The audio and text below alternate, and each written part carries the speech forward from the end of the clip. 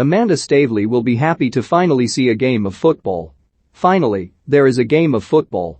It has been easy to lose sight of what lies at the heart of Newcastle United these past 10 days. In fact, make that 10 years and more of back-page headlines, rarely, if ever, for footballing merit. If the club's Saudi-led takeover is to become the trophy-laden investment the new owners envisage, that has to change. On the early evidence, however, the removal of Mike Ashley is not about to make way for a new era of serenity. If anything, the mercury is rising. Tyneside has felt like the center of the sporting universe, just without the sport, since confirmation a week last Thursday of the takeover that provides the club with the world's richest custodians, Saudi Arabia's public investment fund being valued at £700 billion. It has been noisy, chaotic and not without conflict. It was ever thus at St. James Park. It may take a fair few Saudi riyals and a fair few years for the club to reacquaint itself with the stranger that is normality. Take Friday's press conference involving the soon-to-be-sacked Steve Bruce. The owners, led on the ground by Amanda Staveley and her Iranian husband Merdad Gadusi, realized within hours of their arrival in the northeast that Bruce's presence threatened to pollute the atmosphere of their opening match. He would, we were told, be gone by Friday.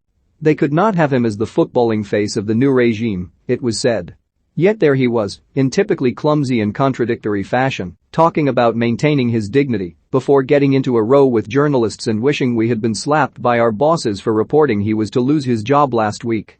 Bruce prickled as he said it was what you the media all wanted. Yes, Paul Collingwood, season ticket holder, I will be at St. James Park on Sunday, but I seriously considered not going. In all honesty, I would have preferred if the league had rejected the takeover. But they didn't, so it's my call to make now. I am going because I don't feel like me backing the team is me backing the owners, just as it wasn't under Ashley, and because of some naive optimism that the increased profile may start to change things in Saudi Arabia. There is a tendency to view this issue as you are either completely against it or you're turning up on Sunday wearing Saudi dress. I think the reality is far more complex. It is true that 95% of the supporters' trust members backed the takeover, but there has also been other surveys that showed more than 80% had concerns over Saudi Arabia's human rights record. That was good to see. I'm sure there will be positives for the club and the city, which is great, but if we do achieve success, the wider issue of sportswashing is a concern. Ashley leaving is great, of course. But it's still swapping a useless owner for a group linked to a pretty horrible regime, and there's no comparison. I've been going to St. James Park since the late 80s, and it's always been a rollercoaster, so this is really just yet another weird turn. Whether it's a positive one or not, only time will tell. No Alex Hurst, Newcastle United supporters trust the outrage over the takeover has been frustrating and baffling. The celebrations have been from a complete relief and happiness that Mike Ashley's reign is over.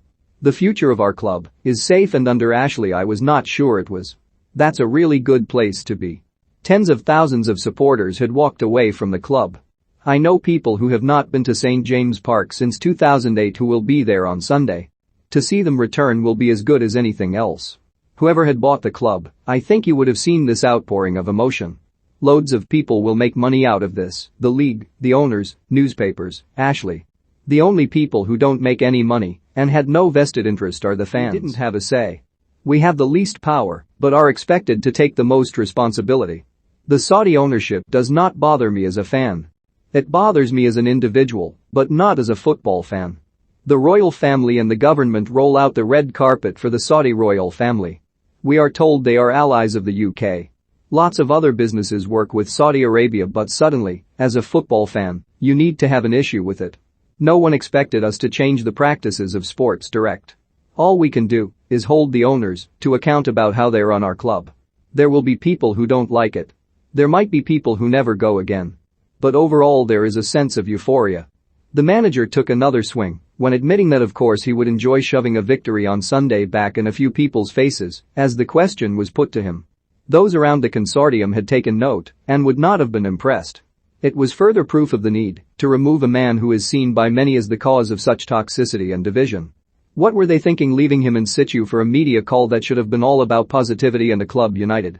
It even felt unfair on Bruce.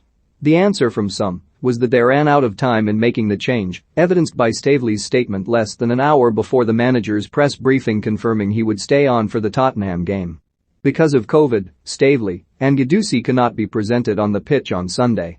However, shortly before kickoff there will be an announcement welcoming the new owners, and they will either be at the side of the pitch or will stand up in the director's box. It all felt so far removed from what we expected in week 1 of the world's new footballing superpower, as Liverpool boss Jurgen Klopp labelled Newcastle on Friday, through gritted white teeth and green eyes. But superpowers do not need power struggles, and sources say that, at present, there are many competing voices behind the consortium. There is mitigation in the speed at which the deal went through, ignoring the fact it has been nearly 2 years in the making, caught the group by surprise. When Staveley phoned captain Jamal Lascelles in the minutes before the takeover was announced and said, "Hi, it's Amanda," he replied, "Amanda who?" Once the confusion cleared, they had a conversation that Lascelles said gave him goosebumps. The British contingent of the ownership are keen to make the right decisions and sounds, not least because the Saudis are watching on during what is effectively a probationary period for Staveley and company.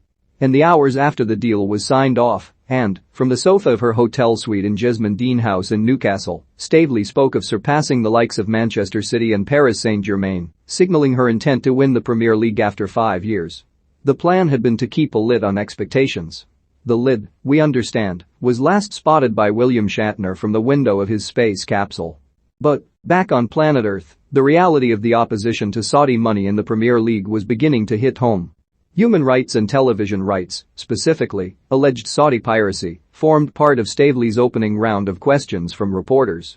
But it soon became apparent that bragging rights were perhaps more of a concern among their rivals, as Newcastle learned of a planned meeting between Premier League executives and their 19 top-flight competitors, who were demanding to know why the deal had been passed. "We will not be deterred," was the message that came back. And that did not change in the hours after Tuesday's group call between the clubs, in which it was said Sunday's opponents Tottenham were particularly vocal.